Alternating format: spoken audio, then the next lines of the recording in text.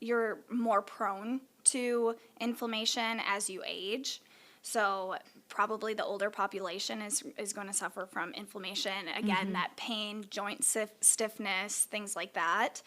But again, the younger population, especially those who are more active, are just going to constantly be having inflammation going on as well. Welcome to the Health and Wellness Podcast by Sanford Health. I'm your host, Courtney Collin with Sanford Health News.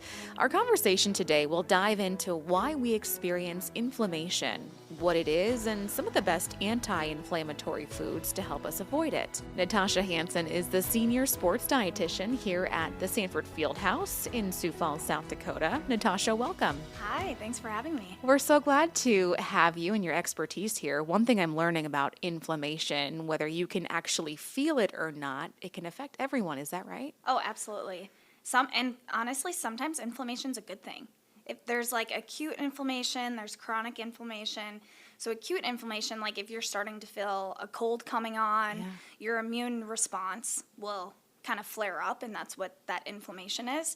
And that's a good thing, right? We want our immune system to kind of respond to that. Sure. Once it becomes chronic, that's when, certain infections, that's when, it can maybe not be such a good thing. But inflammation, to some degree, can be a positive thing. Okay, I'm so glad we let off with that. Yeah. I want to dive into this. What does it actually mean in the body, like specifically that chronic inflammation? What causes that? Certain diseases are going to cause chronic inflammation. A lot of GI, diseases, if there's inflammation in the gut, for a prolonged period of time. Like I said, infections, once it becomes from sickness to infection and those antibiotics kind of start attacking your immune system, that's when it's maybe not such a good thing.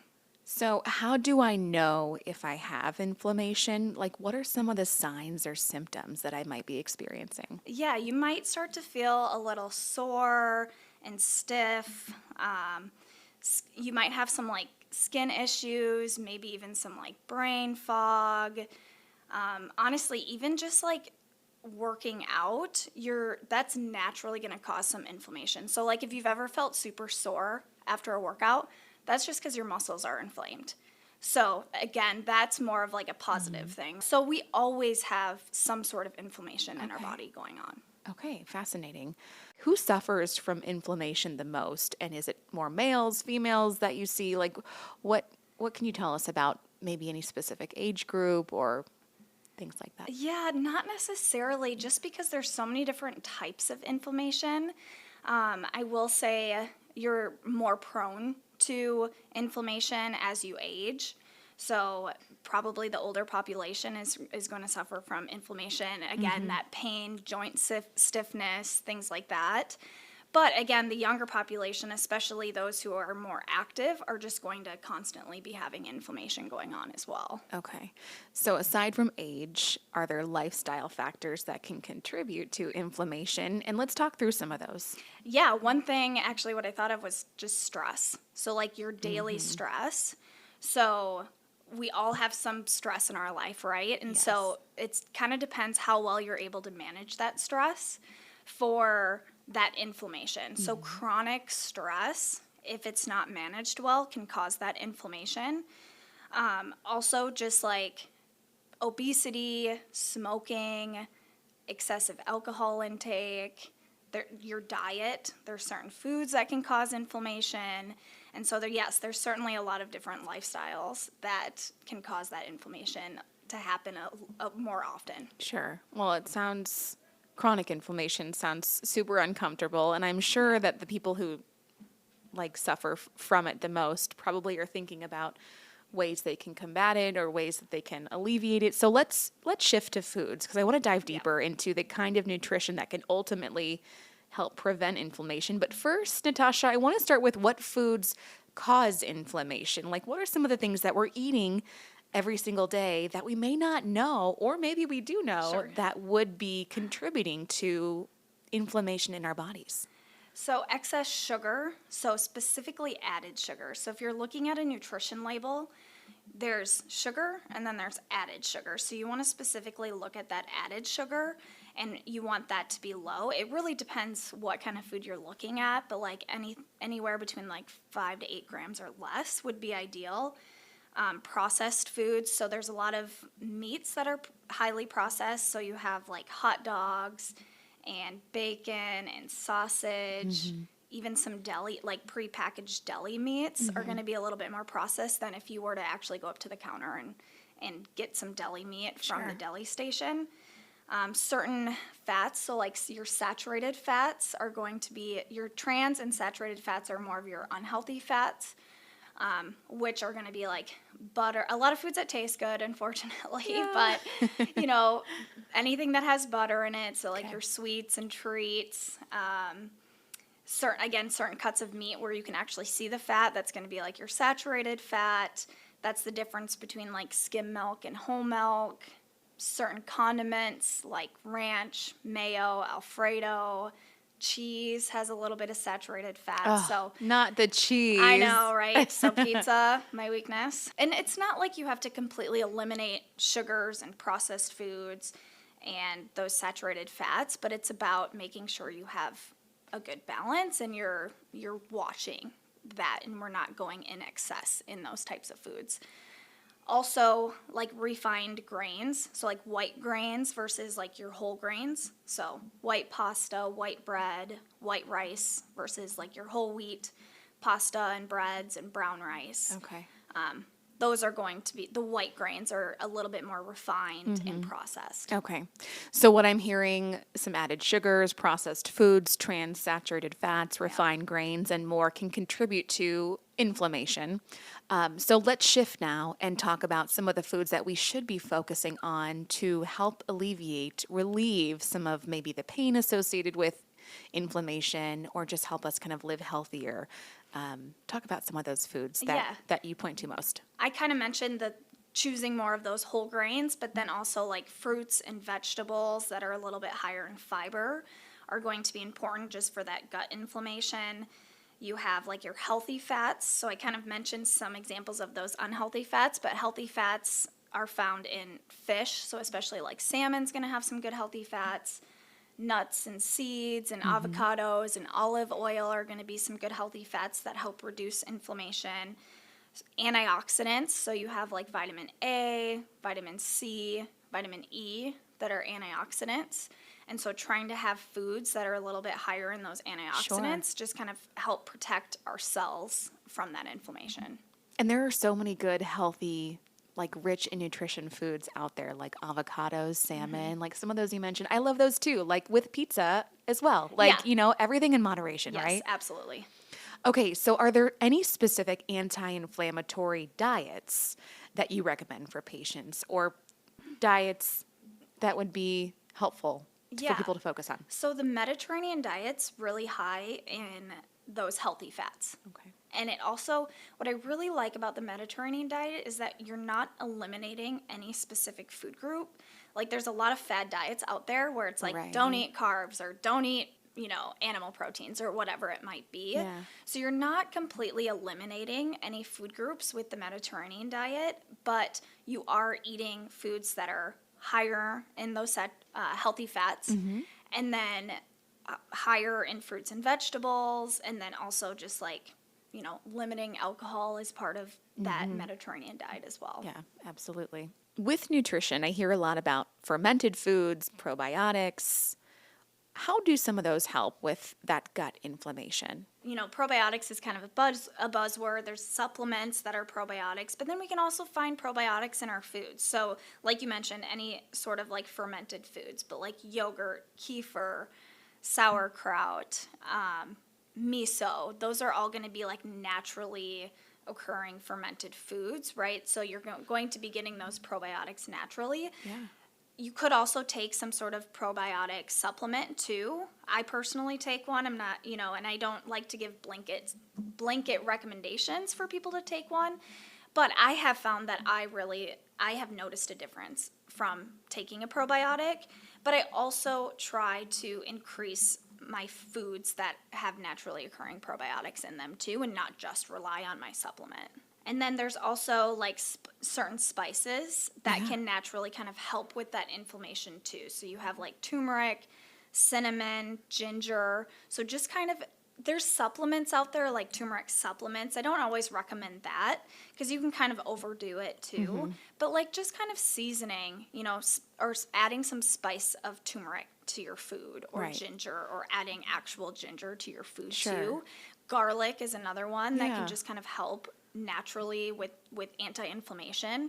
And so just kind of seasoning your food with those spices can help too. Yeah, you can really get creative with some of those ingredients. You know, maybe skip the supplements, the pills, the things like that, but maybe just adding a little bit, find a fun recipe, add some to chicken, you know. It's really simple to do some of those things. Exactly. And if you're just adding a little bit, sometimes you can't even really taste it too. Like maybe you're not a big turmeric fan, but if we're just kind of adding a little bit here and there, probably not going to be able to taste it a whole lot.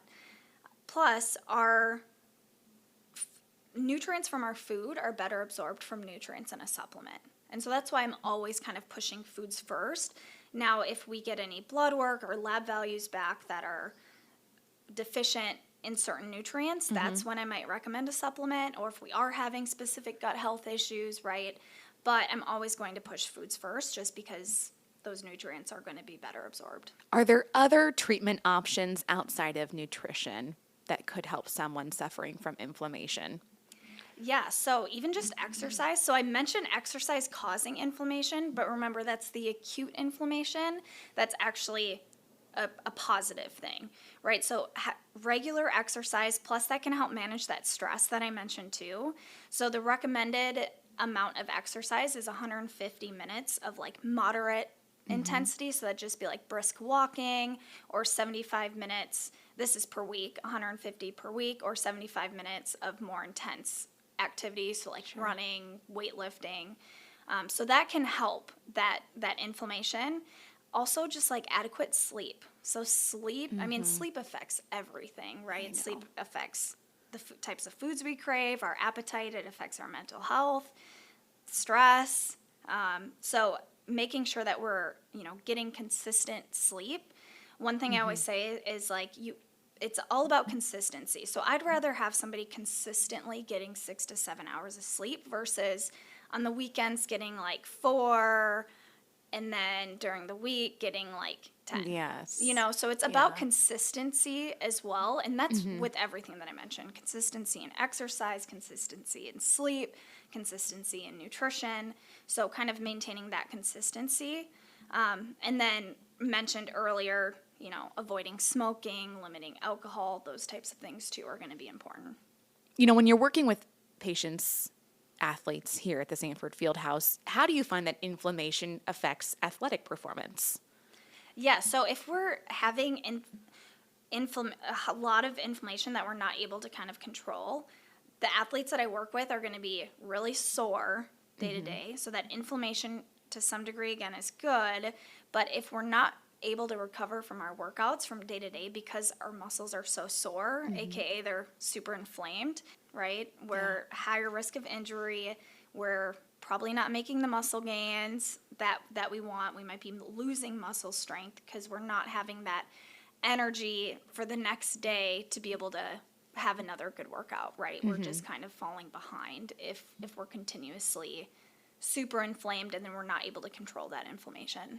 So with that acute inflammation that comes a lot of times with just being active and exercise, are there things that can help in recovery for those, like adequate stretching? You know, think like all ages, you know, not just specifically athletes here at the field house that you work with, but, you know, somebody in their 40s, 50s, 60s that might run a couple miles a week or walk daily at an incline or whatever it may be.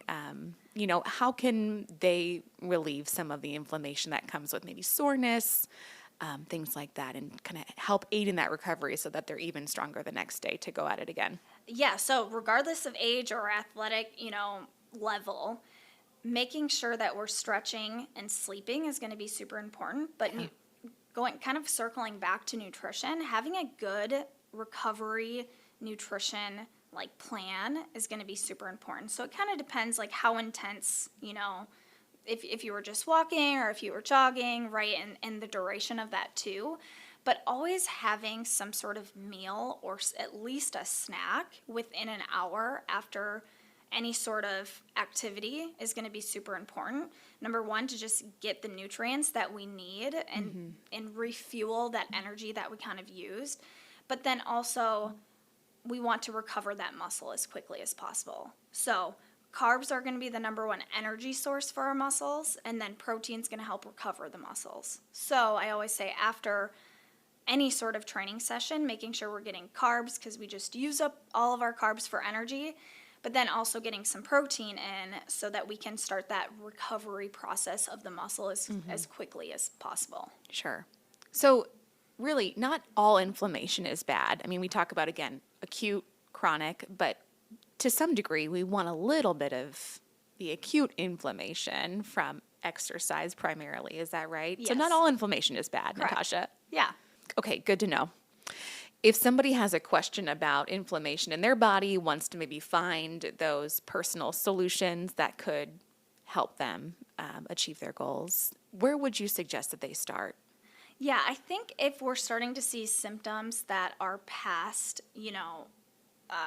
comfortability, right, that might be more of those chronic inflammation signs. So again, like that continuous joint body pain, fatigue, skin issues, digestive issues, bloating, gas, constipation, diarrhea, right? If we're starting to kind of cross the line, I would definitely go to your primary care physician first, just to kind of, maybe you need to get some lab values kind of checked out, just make sure everything's kind of working properly. Sure.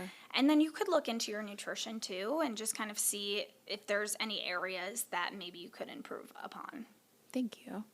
Okay, I learned so much. Good. I love And that. yeah, you just wealth of information here when it comes to inflammation and how to prevent it. And we are so grateful for your insight and your expertise, Natasha Hansen. Thank you so much for your time and for being a part of this conversation. Yes, thanks again for having me.